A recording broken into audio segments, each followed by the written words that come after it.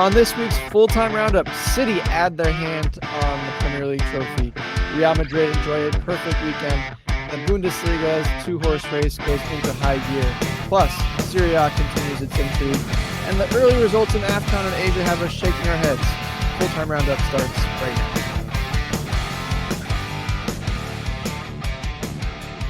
now. And welcome into the latest edition of the full-time roundup. Matt Gesslin here, joined by Daniel Brackett as always. Daniel, an absolutely busy, hectic, crazy, fun weekend of football. We're going to dive right into it as there is a lot to cover. Of course, we always start in the Premier League as we usually do. And boy, did we see maybe the moment of the season on Saturday with Manchester City coming back from 1-0 down against Newcastle in a thrilling back and forth 3-2 win. What were your take on this one? And of course, like I said in the tease, this is kind of Manchester City putting one hand on the trophy a little bit. Used a lot of adjectives to explain this weekend, and I could use a lot of adjectives to explain this game. Sadness, one of them. But yeah, I mean, a couple weeks back, Jurgen Klopp mentioned how, the world is shaking as KDB gets back to health. And, I saw reports that he's smiling more and things like that. He's enjoying life as well as his football. And man, did he seem to enjoy it against Newcastle. I mean, that might have been one of the best cameo performances I think I've ever seen.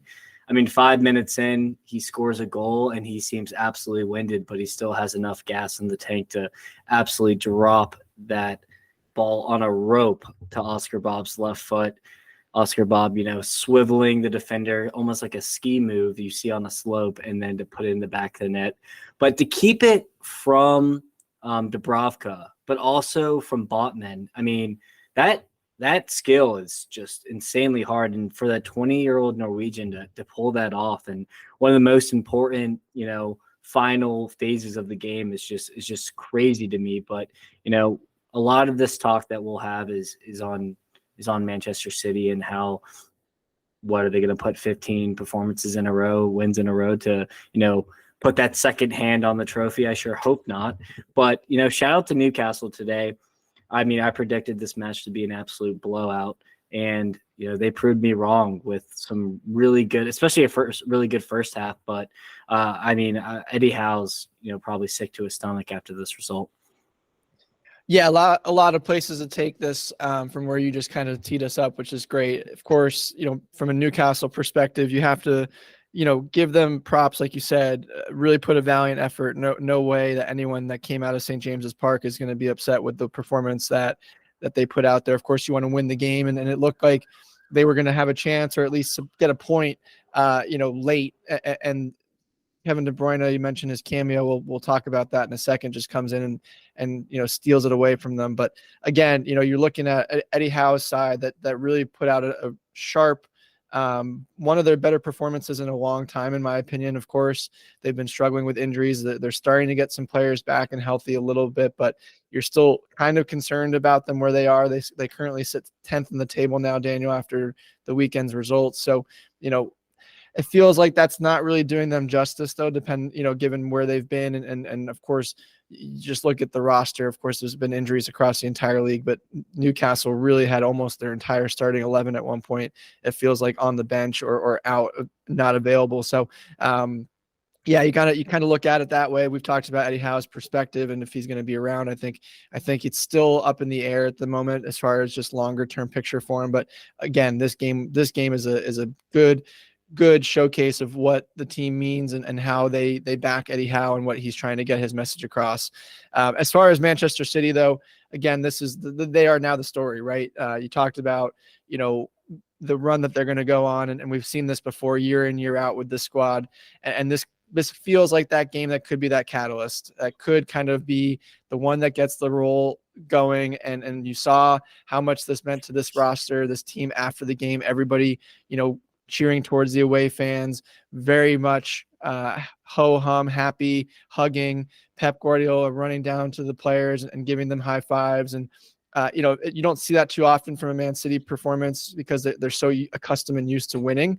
And so I think this, like I said, this kind of comeback and the way they did it really is just going to be one of those catalysts for a big run that ultimately we're very accustomed to from a Manchester City perspective.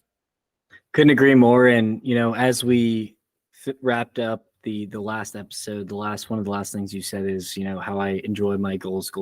Well, we had 5 absolute beauties in this match. I mean, to start it out, who was it? Was Isaac with the first one, Anthony Gordon with the second, and then Bernardo Silva with an absolute peach as well. So, and then you got the Oscar Bob and Kevin De Bruyne just, basically passing it into the back of the net from outside the 18. So, I mean, this was probably the match of the week for me. And, I love how the Men in Blazers did that Pep Guardiola interview this week, kind of teeing it up for this match. And, I just feel like that as soon as I saw that interview, I knew that something was going to happen in this match. And so, obviously City, without Haaland, they still missed a bunch of chances too. I mean, Alvarez blew 1 or 2 over the net. Foden missed the sitter. So it's scary to think of, they put 3 in the back of the net, but on another day, it could have been a lot more. One thing I wanted to touch on just real quick before we move on from City Newcastle is this is the second, I don't like to, give City anything here, just, based off historical, data and everything, but Ederson injured, John Stones injured. Both of these injuries have resulted in an offside call that the linesman did not raise his flag. So obviously, if I'm a City fan, I'm pretty annoyed at that, and hopefully it's not too serious for Ederson. And I'm not really sure what the extent of John Stones, but he's been in and out with injuries this year. Yeah, that's the only one. The main concern from my perspective is just defensively in the back. You're starting to see a little bit of, hiccup with Ake, and I think it's just a pace thing, right? I think Ake is a little bit slower than John Stones. You're losing some pace there. Ruben Diaz as well. Of course, Kyle Walker, who has ample pace for all of what I just said on the right-hand side. And that's kind of where those goals came from was, lack of closing down, especially Kyle Walker on Anthony Gordon could have been tighter there. But yeah, this was a really dominant performance from start to finish for City. And you just wonder, like you said, how much longer it's going to be before they're fully healthy with Ederson, John Stones, Erling Haaland. Jack Grealish is still not playing up to speed yet. So you're just waiting for that. And yet they're still already kind of the top of the class already at this point of the season. Now, we saw another game, Daniel, today, Sunday. Of course, that game, Manchester City and Newcastle were the main set for Saturday's games. Today we had Manchester United versus Spurs, a clash of contrasting styles, as well as managers that are in different places as far as their place in within the organization. Of course, Eric Ten Hag on the hot seat with the new ownership group coming in, and Ange Postecoglou just doing absolute wonders for Tottenham this year. And it reflected that on the pitch, to be honest. I think obviously the result 2-2 does not do any justice for Manchester United, but also at the same time, it doesn't do any justice for Spurs. They were clearly the better side. And even late, Manchester United almost had a way to steal this one with an absolute sitter of a header for Scott McTominay, who should have done better and captured all 3 points at the depth. But what was your takeaway from this one? This one, of course, it just feels like same old for Manchester United at this point. Yeah. I mean, this was arguably a Spurs B team in a way. I mean, obviously Romero and Van de Ven came back, which helped, but it honestly didn't help. They were still pretty suspect at the back, but it was an enjoyable watch, number one. So that's always a nice, caveat to the game. But I feel like it was a fair draw, as both teams had really good opportunities. I mean, Romero hits the bar. Udogie hits the post almost on an iconic own goal. That would have been fantastic. I mean, that was a striker's finish right there. But when that ball went, in the air for that cross to McTominay, I got out of my chair. I was like, this is going in. And out of all players you'd expect to score that, it honestly would be Scott McTominay to me. But I think, there's 2 big storylines for me on the Manchester United side. Højlund and Rashford have kind of hit the ground running now. So they're getting a little hot, which is good to see as a United fan. But again, Ten Hag with, rivals in the table, outcoached, honestly. I think that, Ange, his tactical knowledge almost exceeds Ten Hag's. And we've seen this a couple times this year. And I just don't know if Ten Hag is the long-term guy who's going to get Manchester United where they need to go. But I mean, a draw at Spurs or a draw at home, obviously, is not ideal, but it's not the worst thing in the world. Yeah, you felt like this was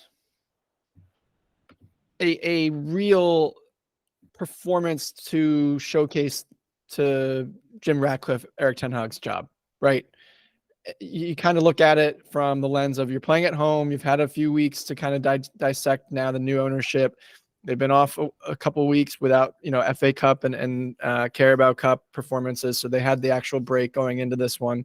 Spurs down to their B side, like you said, and they, again, dominated this game, Daniel. Other than the 2 goals, Manchester United had no shots on goal. Those were the only 2 shots on goal were the 2 goals that they had. Spurs, almost 65% possession on the road. And you're wondering, you just look at the roster, and really, other than Marcus Rashford, like you said, Højlund, who got on the score sheet finally, and maybe Garnacho, there aren't any players on that squad that really could fit in at Spurs. They're not going to just walk in and really take over a starting position. And so you're wondering kind of what this roster looks like. And then on top of that, Eric Ten Hag, you cannot play the style of play that you want to play with the roster you have. If you're going to be this way, play a counter-attacking style. Just accept that. It's okay to be that way. But then there's also the perception of, well, we're Manchester United. We can't be, especially at home, we can't be sitting in and letting teams attack us and dominate and counter.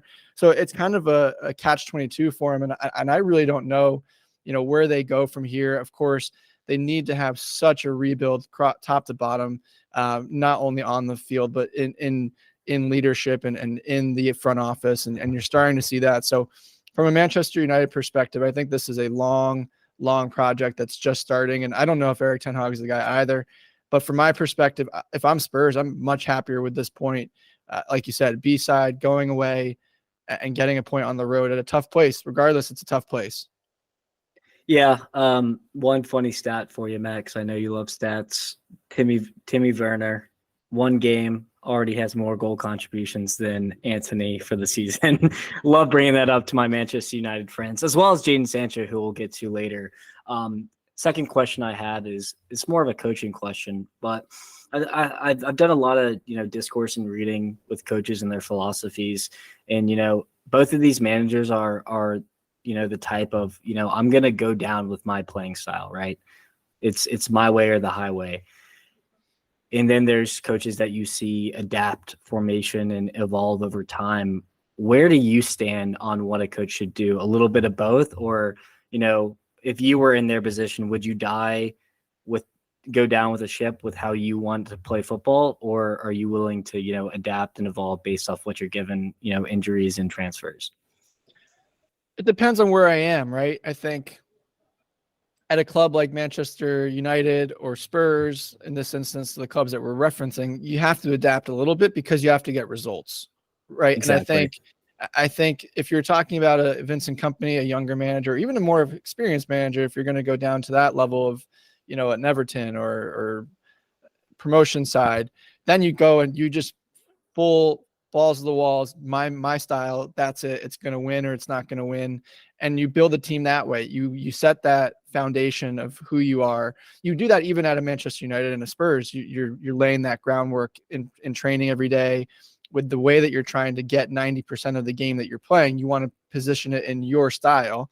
But if you need to make adjustments, which is why I was so surprised that Ange Postecoglou's style has worked, because it's so high pressing. You saw how high up the field Ndogi was today. I was watching with our good friend John Hayes, and I was telling him Ndogi's almost beyond the midfielders, and he's the left back. And so, there's a balance though too. And of course, like I said, if you're asking me what I would do, I'm trying to get the result.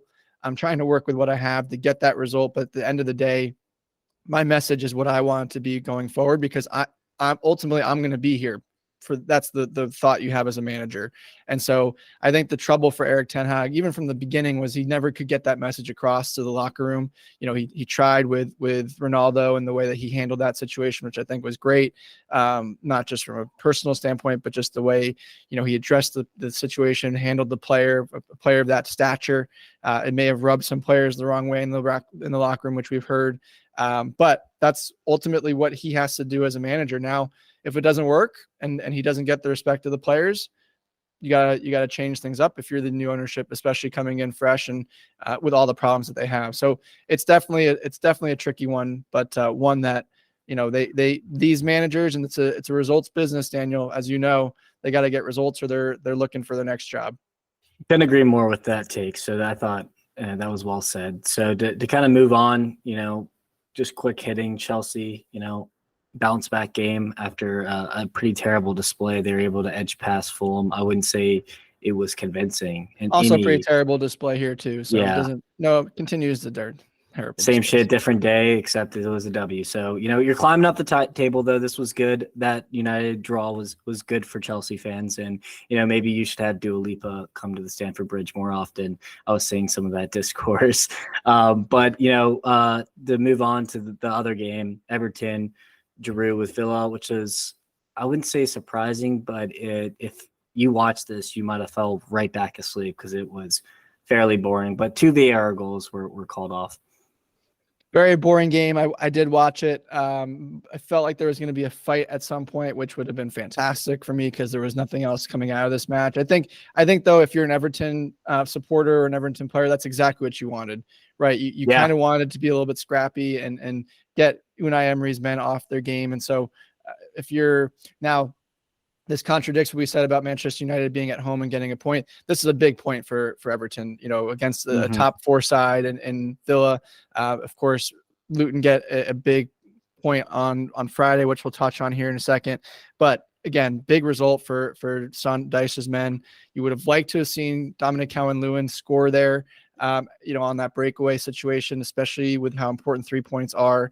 But at the end of the day, a good side. First, Unai Emery's first 0-0 draw in the Premier League since he's ever taken over. I think it's 97 games between both Arsenal and Villa. So That's an amazing, stat that he's always been able to score. So it's an interesting one. But again, in this case, if I'm Everton, I'm the happier of the 2 sides. Couldn't agree more with that. Yeah, no, that's a crazy stat as well. So, you got to get points at home, and Goodison continues to be or try to be a fortress for the Evertonians. Now, you mentioned Burnley and Luton. Burnley go up. It looks like maybe they'll just be able to edge out this win. And, another Luton Town extra time dramatic winner here.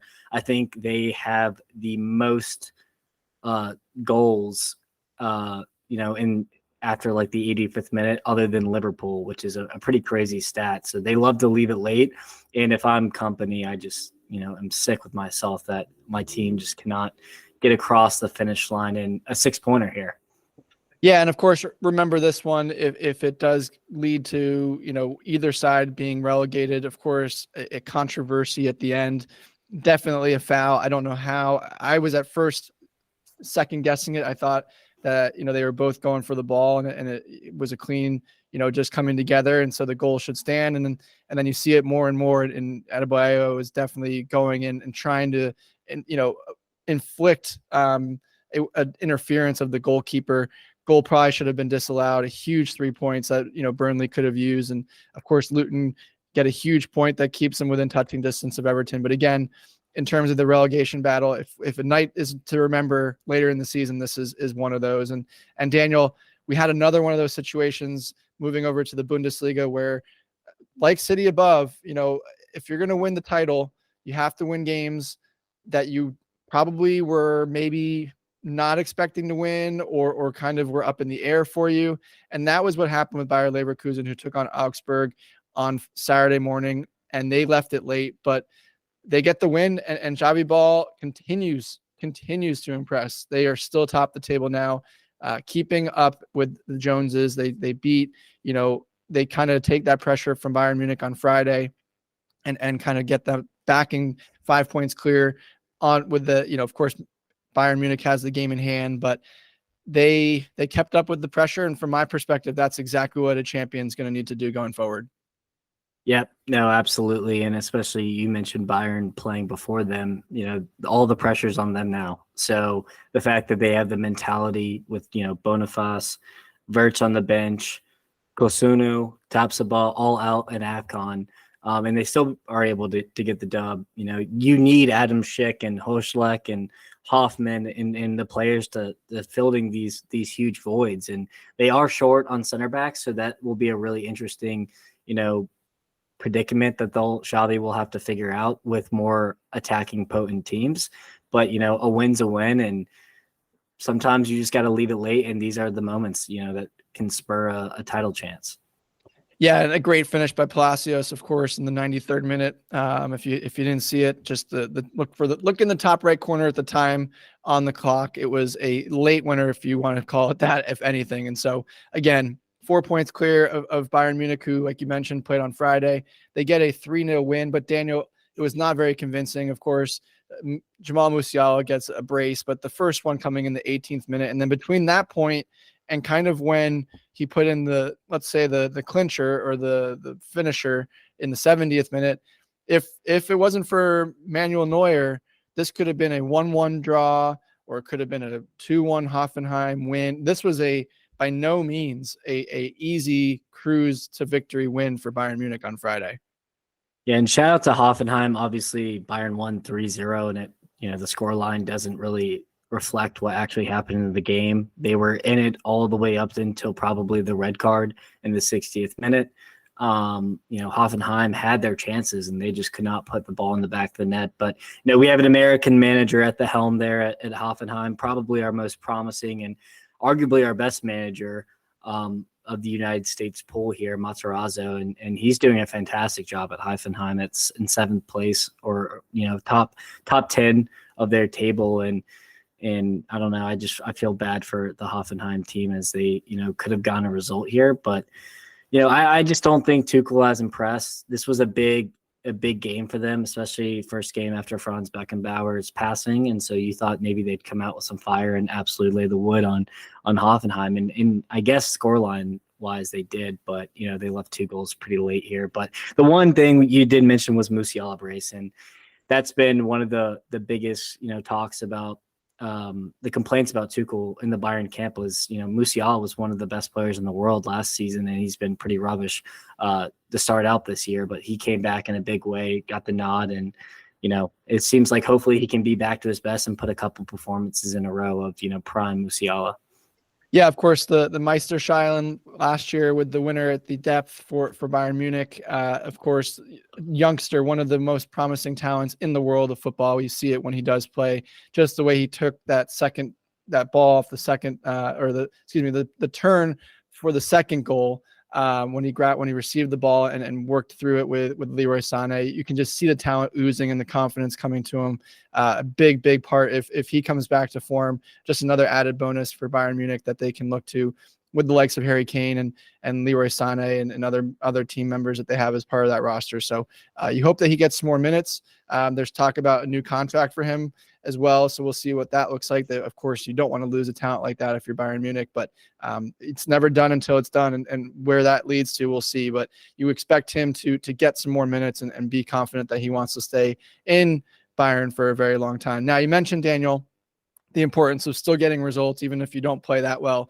A lot of the teams, though, in the top 4 did not have that way this weekend in the Bundesliga. Of course, this is the first weekend back of the Bundesliga since the winter break before Christmas.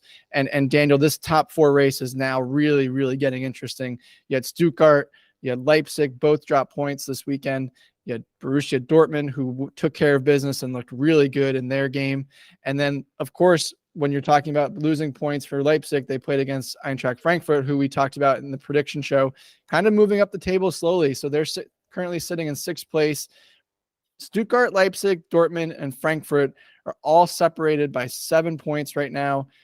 I say that kind of in the way because Stuttgart is not a perennial team at the top. So it almost feels like it's a 3-horse race for 4th here. But what is your take? And do you feel that this is a battle between, let's say, Leipzig, Dortmund, Frankfurt, or do you feel confident Stuttgart could maybe kind of keep in touch here? Probably not. I think this is a 2-horse race, like many of the leagues that we're starting to see. Only 2 teams really be the cream of the crop of the league. But I did want to touch on Dortmund here. We've been pretty harsh on Dortmund all season, but they did some very shrewd business. Getting Jadon Sancho, who came in and immediately made an impact with a nice assist. And apparently the Dortmund camp weren't really expecting Sancho to play much of a factor for the first couple of weeks of the second half of the season, but they were very impressed with his fitness when he got there. Obviously, I'm sure Sancho, was extremely motivated, to show up and be ready to go, as, a lot of bad things have been said about Sancho in England, just based off, the whole situation with Manchester United. And again, another goal contribution more than Antony, a winger that's currently playing for Manchester United, but also one that's not being talked about, but I think is probably the best business that they got, Ian Maatsen from Chelsea. He's played a little bit of factor for Chelsea this season, not much to write home about, but he played outside back for Dortmund today or a couple of days ago and looked fantastic. And they are very short on outside back, so he is going to get a lot of PT in the second half of the season. And I mean, these little shrewd signings can be, what turns your season around and can save Terzic a job.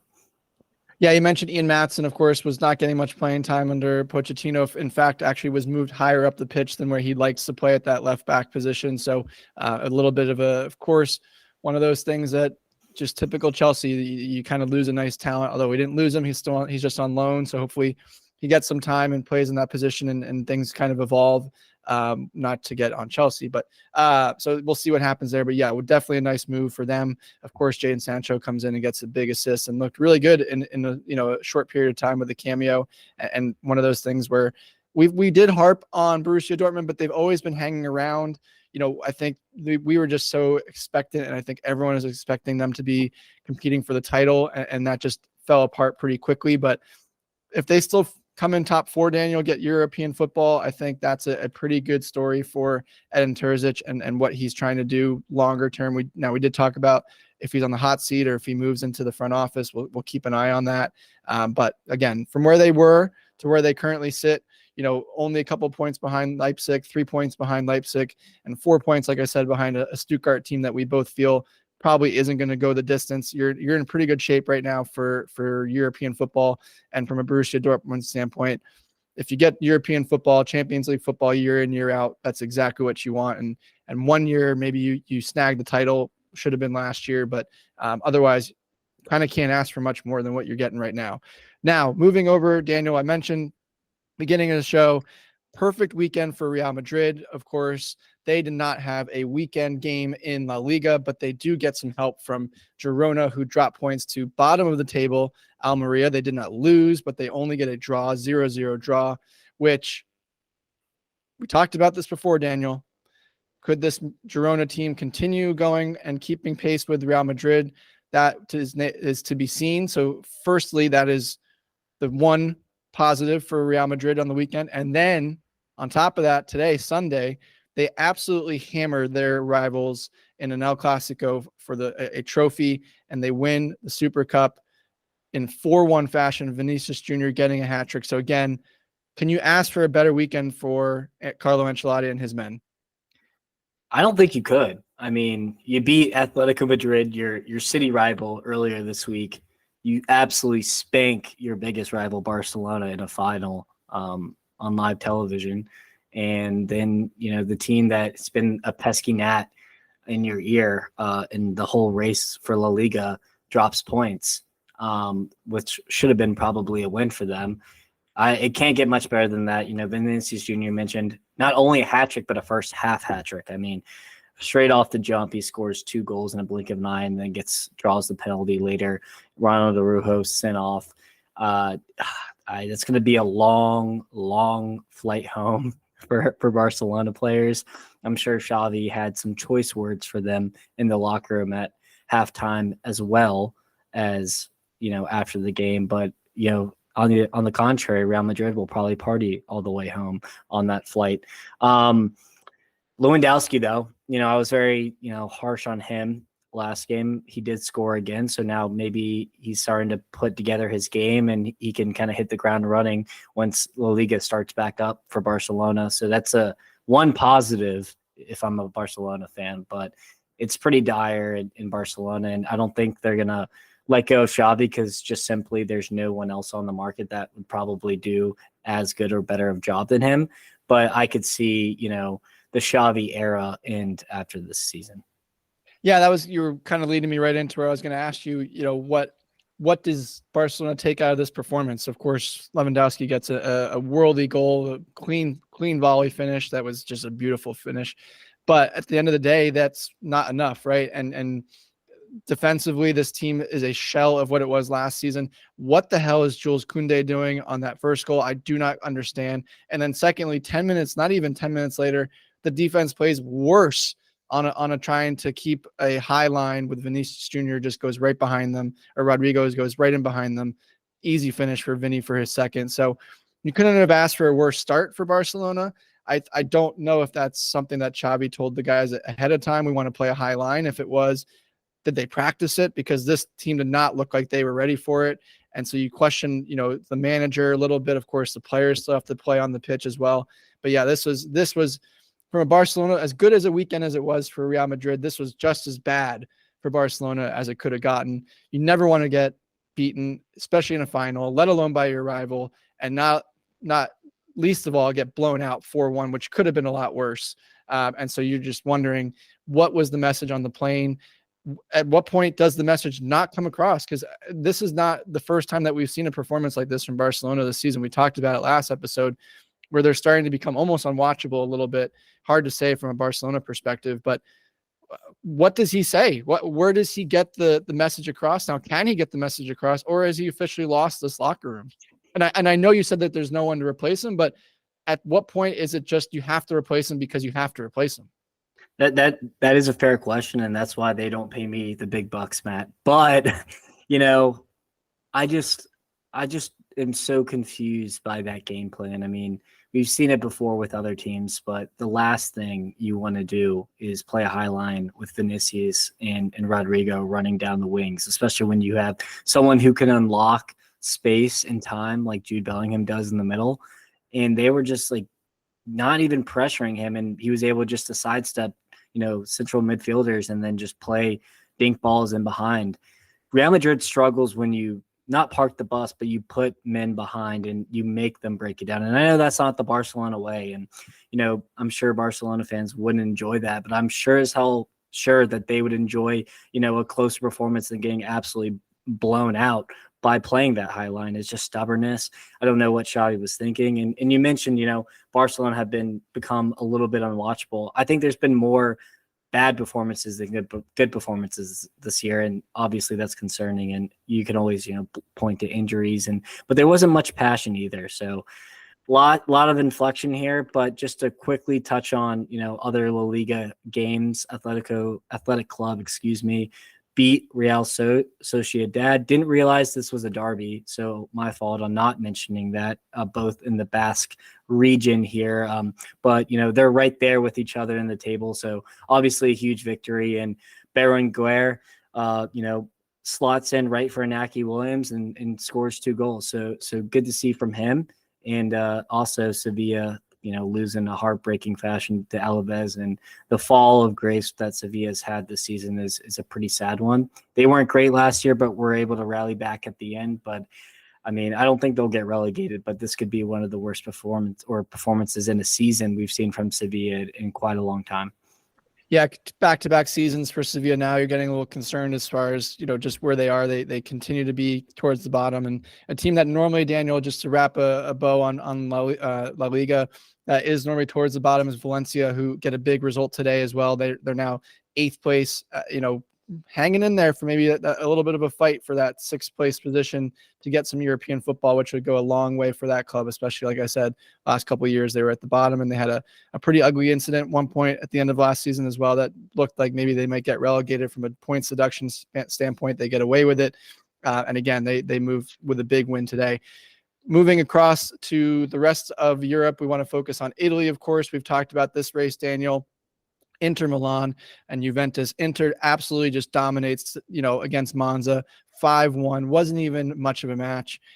There's not too much to talk about here just because it was such a dominant performance and the way that they've looked at the table. Lautaro Martinez, is he the best player in Serie A? That's really the one takeaway I have for you in this one. And then of course we have a little bit of a wait. Juventus don't play till Tuesday, and so there's a 5-point gap right now between Inter and Juventus. So will that lead continue, or will that continue to shrink and kind of have some more pressure on it? Like I said, this is a 2-horse race, but Lautaro Martinez, any thoughts on just what this guy continues to do on the field? 18 goals, 2 assists. I think by far leaps and bounds the best player in Serie A, and it's not even close. Probably only rivaled by Osimhen, and he's had a pretty off year, as Napoli as a whole has. So that's that. I mean, hopefully to make it just interesting, Juventus can keep pace. I mean, there was talks about Allegri, being out after this year, and it's going to be hard to replace a manager who's playing with such fervor right now, and the team believes, and the team finally is starting to click in the right direction, and they're going far in the Coppa Italia. They're right on pace with Inter Milan for the most part. So I mean, another 2-horse race here, but that's really all I have to say about those two teams. Yeah, and of course, not a 2-horse race for the 4th place position for Europe, which we've talked about a few times on the show, and it just continues to be intriguing, Daniel. Teams dropping points today. Bologna, who were kind of that new darling, they get their 2nd drop points consecutively in a row. This story feels like it's kind of starting to have a run out of legs a little bit. Fiorentina gets a big draw, which was surprising as well.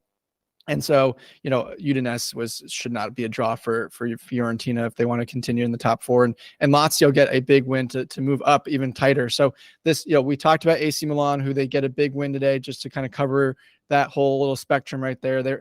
They beat Roma 3-1. They do kind of distance themselves now from this 4th position battle, 8 points clear of 4th place. Still a little bit away from the top, so they're probably in that little no man's land for the rest of the season, unless things kind of deteriorate for Inter, which we don't foresee. But Daniel, this to me, there's 2 storylines here in Serie A. Of course, if Juventus don't pick up a win on Tuesday, it might almost become a 1 storyline for me. Here is this 4th place battle, and you can almost go all the way down from 4th to 9th. In Roma, if you want to even add Torino in 10th at 28 points, at 6 points off the pace. That's to me the big storyline here, is just how deep Serie A is at the middle ground. And we are absolutely here for it. I think another storyline to look at is the closing of a chapter in Rome with Jose Mourinho. He now has turned into more sour. He, after the result against Bologna, he was stating how Bologna had better players than Roma, and he's starting to do that whole antics, which we've seen time and time again. Never ends well. That never ends well. He's on a big contract though, so it's hard to see them parting ways with him during the season. But that's one. And then also I just want to talk about the rival of Roma, Lazio. Around October 2nd. They were in 16th place. October 26th, Sarri threatens to resign. December 17th, 11th place, and now they are tied for 4th place. So Sarri ball found the rhythm. I'll give credit to that. Those stats by Italian Football TV on Twitter, because they were the ones that tweeted that. But I wanted to pull up that tweet and make that known that even without Immobile right now, they're still winning games, and Lazio have completely turned their season around and have climbed up that table quite a bit. Of course, they also have Champions League against Bayern Munich as well, so that'll be interesting to see how far they can go. You probably don't feel like they're going to advance out of that tie, but you never know. They are in form, and we talked about Bayern Munich's difficulties a little bit, so could that be a hiccup game? Of course, it's the Champions League. You never know. We'll keep you covered when that does happen in February. But yeah, big storylines there, of course, Daniel. You mentioned Jose Mourinho and just the way that he manages and how he feels that he has lack of players. A team that does not have lack of players, let's just say the opposite problem of what Jose Mourinho is talking about, is, of course, PSG, who, again, get a big win today against Lens, and absolutely now are kind of the clear-cut favorite, 8 points clear at the top. It looks like this league title is basically wrapped up and dusted, but there's a couple other stories. Brest, I know you're very high on, and it's a unique story. You didn't see them coming. You don't see Nice at second place very often in Ligue 1 table. Of course, you have Monaco and Lille right behind them in fourth and fifth, respectively. So it's going to be an interesting battle for second, which it usually is in Liga. We thought it might be a little bit closer this year, but truth comes to pass. And of course, PSG sit at the top of the throne like usual. Yeah, no, I'm fairly kind of over Liga already, especially after, and I was telling you before the pod, I watched a couple minutes of this match, and the red card kind of iced it early. And the second half, PSG were up 1-0 the entire second half and left it to the 89th minute to score the second. Looked completely uninterested here, and I just can't stand it because I just wish they had more competition around them, and Nice dropped points this week. But I did want to you did mention Brest. They were kind of a bottom half team before this year. I think it was 11th, 14th, and 17th, respectively, and now they're in third. And I mean, I looked at the squad to try to recognize one player, and I recognized one, Mounier from Huddersfield, way back when for the Premier League. But yeah, I don't even recognize a player on the squad. So I thought, the fact that they're in third place right now, is a pleasant surprise. And Eric Roy, don't really know much about you, but shout out to you. You've done a fantastic job this year. Yeah, you mentioned PSG kind of dominating things in this league being wrapped up, and another league that is wrapped up. But you have to look at it maybe from historical perspective. Is PSV in Eredivisie 17-0, Daniel? That is not that they haven't dropped points or they haven't drawn point. They've won all 17 games that they've played in the league. They are clear by 12 points over Feyenoord. You would expect this to have been a little bit tighter, but of course, when you win 17 out of 17, it's going to be hard for anyone to keep pace with that. The big story here, though, from our perspective, is Ajax have climbed their way back into fifth position now. In Eredivisie, only top two receive Champions League positions. And so you're not going to be looking at that from their perspective. They're 11 points behind Feyenoord, so it's a tough task to climb there. But still, a respectable move. They're only 5 points behind AZ Alkmaar, and kind of going to be looking for that fourth spot if they can get it. But to come back from where they were, fantastic job there by that team and that manager and everything that they've went through this season. Similarly, in the Portuguese league, Sporting have a 1-point lead over Benfica right now, and Porto, who played today, are a little bit farther behind. Of course, there was that big matchup a couple weeks ago, and it felt like that was going to be the title decider, and Porto, unfortunately, have kind of fallen off the pace since they had that result. Braga currently sitting in fourth there, so that's your top four in the Portuguese league. Now, Daniel, as we do, we try and cover all leagues across the world. One league that is officially now underway is Liga MX. And of course, that is a local domestic league that we try and keep in touch with, of course, with it being in North America, and some contrast and overlap with MLS. So, of course, the first weekend here out of the gate, America wins, Monterrey wins. Basically, your big top teams, Pumas wins as well. So, a strong start. Of course, Tigres yet to play this weekend, but they are officially off and running in Mexico as well. So we covered a lot. There's still more to cover for you guys. We do want to take a quick break before we get into AFCON and Asia Cup, just to give them a little bit of time and dedication. So we are going to take a quick break. But in the meantime, please always follow us over at Full-Time Roundup on X. You can interact with us over there. Let us know if we missed any big storylines or talking points across the way. You can, of course, download, subscribe wherever you get the podcast, and leave us a 5-star rating. And like I said, on the other side of the break, AFCON, Asian Cup, and our favorite segment, XI of the Week, is back. We'll be right back.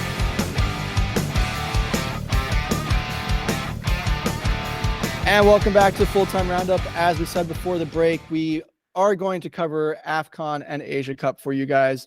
We did a preview episode of that with all the players that were going to be leaving and how that was going to impact European football. So we thought it was only fitting to also dive into the cups as they go. We probably will focus on them more as they get towards the knockout rounds and further into the tournament, but we do want to still give you some updates as those tournaments have both kicked off.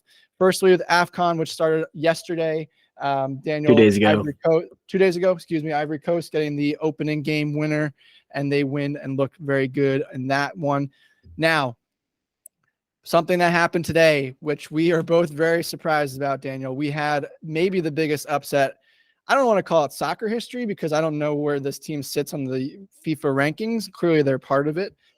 Ghana, who, of course, U.S. men's national team folks remember very well and have been very, very prominent in World Cups of late, lose to Cape Verde. Yes, you did hear that correctly. Cape Verde gets an absolute stunner 92nd minute winner to win 2-1 in this one. Probably the upset of the tournament, no matter what happens from here, maybe even if Ghana wins the thing. But this was an absolute shocker, Daniel. I mentioned Ivory Coast already. Egypt also gets a surprise draw in their game. They did not win, they drew. And then Nigeria also with a draw, although both of these teams you would expect to at least maybe make some noise going forward. But either way, Daniel, that's why you play the cups. You never know what's going to happen. Egypt tying Mozambique, Nigeria tying Ecuador and Guyana. Again, not teams that you're very, very much expecting to win. Yeah, if there was one competition I would, advise our listeners never to bet, it would be the African Cup of Nations, because it is the most variable competition I think I've ever seen, just historically speaking. I mean, Egypt, a decently strong core, rough around the edges, but, they have a decent core. Tying Mozambique, that's obviously unacceptable, and it took a 90th minute penalty from Salah to tie that up. And then, Nigeria, they have a ton of players, arguably the most talented, other than maybe Senegal and Morocco here, with another draw. So, I mean, this is just unacceptable on their standards. You want to get that first game out of the way and get 3 points so, you have less to worry about. But now they're all under the cosh, and now they're sweating a little bit more than they probably would have for the next, couple matches here. So, don't count any dog out in this fight. And I'm really looking forward to kind of covering AFCON as it goes, because I think we're going to have a little bit more of these conversations as it goes on. Now to switch over to the Asian Cup, I've been very, very, very high on Japan here. And they did start out hot with a 4-2 win against Vietnam, but they also, were drawn with Vietnam in this game, and to concede 2 to Vietnam is obviously concerning. You don't love that. You definitely don't love that, especially as a favorite of the competition. But, a win's a win, and I'm sure they can learn some lessons from this match and kind of move on. Just real quickly, Australia opened with a victory. The Socceroos, as they are famously called, China and Tajikistan with a draw. Didn't even know that was a country. Learn something new every day.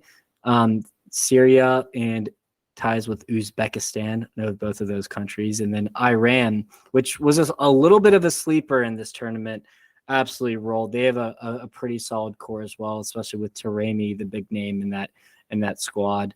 And then UAE take care of Hong Kong. So, we wanted to group, because looking at these XIs, there were some very interesting surprises in the XI that I thought, especially for an opening game. And maybe there is a caveat to this, if you're incorporating travel and, how when they last played a game and things of that nature. But, especially for Japan, arguably the best player, Kubo and Duan, both started on the bench, which was very surprising considering, especially Kubo, who's been, phenomenal this season, one of the best wingers in La Liga. Inaki Williams didn't start today for Ghana, which was in IU as well, which was a little bit of a surprise. And then Oribo, who plays for Southampton in the Championship, Bassi, who, is in the Premier League with Fulham, and Chukwueze, who plays for Milan, all didn't get the start. Obviously, the latter of that discussion, Nigeria are a little bit more stacked. So, that can kind of be, wishy-washy. It's really up to the coach. But I think Inaki Williams and then Kubo not starting were pretty big shocks for me. I don't know about you.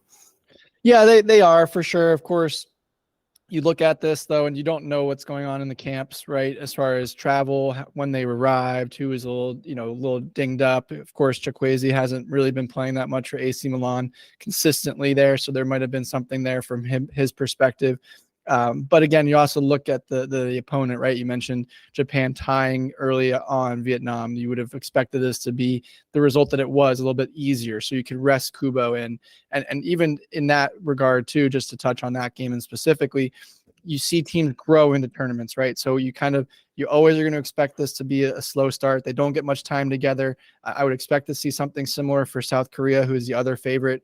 When they get going, maybe Young Sung looks a little bit rusty just because it takes time to get used to your fellow teammates when you only have a couple of weeks of a window together. So I'm not too concerned for Japan.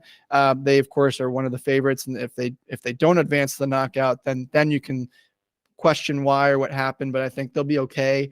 Again, you'll grow into that tournament and they'll be just fine. But it's always an interesting one. You mentioned, how unpredictable AFCON can be. Asia will be just the same way. And you never know in these knockout type tournaments. That's why you love them. That's why we watch them. We just wish that they were all at the same time or in the summertime so that things were not impacted across the globe. But I digress. We digress. We'll keep an eye out for that on both lenses for you. Like we said, probably dive into those a little bit more in detail as we get into the knockout stages. But Daniel, we've missed this segment. It's been off our radar, just given all the difference with festive fixtures and not all the leagues playing at the same time. But we have it back for you guys. Of course, we're talking about our XI of the week. It is our best 11 players. We love to hear from you guys on X. If we miss anybody or who we should include in that, of course, you can follow us over there at Full-Time Roundup. Let us know if there are any players week in, week out. But the way that we do this is Daniel and I together put together this list of the best players of the weekend. We do 1 goalkeeper, 3 defenders, 4 midfielders, 3 strikers. Again, we try and give you guys a wide range of players. Sometimes there are players that don't have the most important stats, but they are on the list because they dominated a game. That's why they're the best player of the week. But a lot of times we do try and find you guys some players that do have points or data that impacted the game. So with that being said, Daniel, do you want to take us through our goalkeeper and defensive players, and I can take us through our midfield and striking players? Absolutely. So starting off, I don't think he's made this list yet this year, which is, surprising considering the name Manuel Neuer.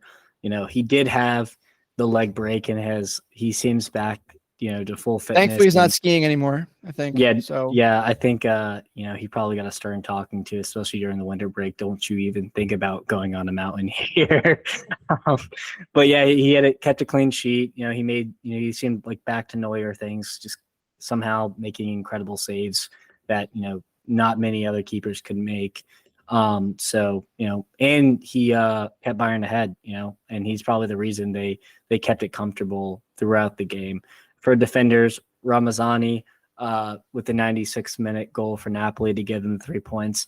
Not only has he, they lost Min-Jae Kim, he had to step up to the plate here and get them arguably the much needed win of the season as their season has kind of crumbled in front of their eyes here.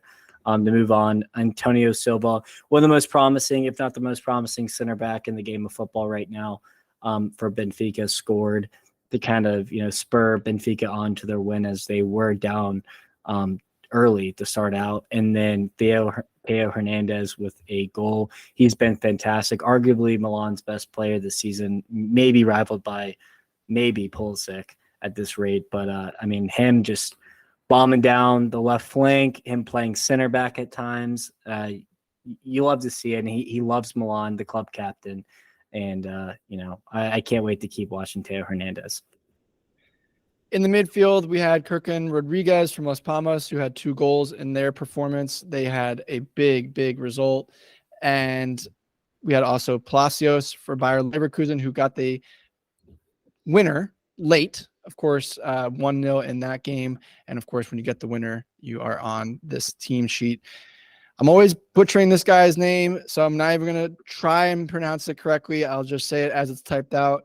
Kalahanglu, who had 2 goals. I'm pretty sure it's close, but you guys can correct me. Yeah, that was right.